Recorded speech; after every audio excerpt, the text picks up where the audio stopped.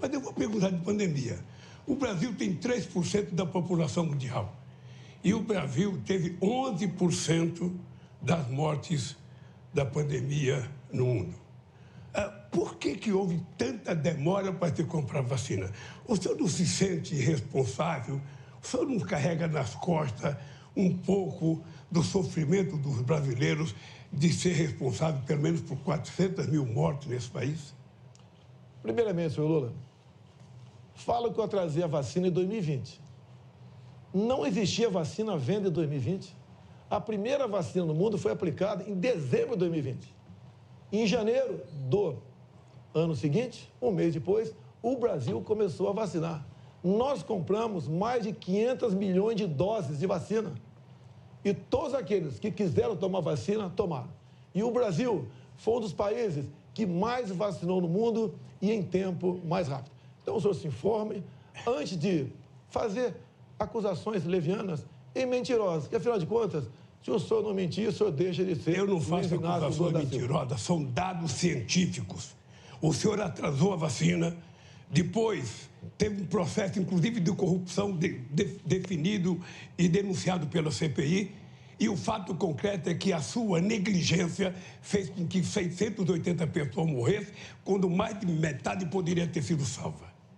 A verdade é que o senhor não cuidou, debochou, riu, dizia que não tomava vacina, quem tomava vacina virava jacaré, que virava homossexual, que não podia tomar vacina. O senhor gozou das pessoas, imitou as pessoas morrendo afogada por falta de oxigênio em Manaus. Ou seja, não tem na história de nenhum governo do mundo alguém que brincou com a pandemia e com a morte como você brincou.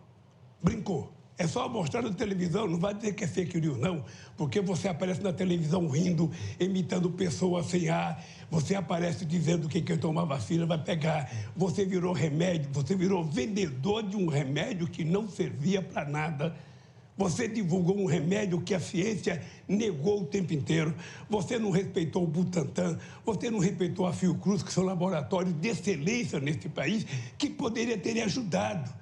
Se tivesse humildade, você poderia ter resolvido parte do problema. Mas, certamente, você não quis resolver, porque você não quis entender o sofrimento do povo. Senhor Lula, tem um vídeo do senhor, o senhor dando graças a Deus que a natureza criou o Covid.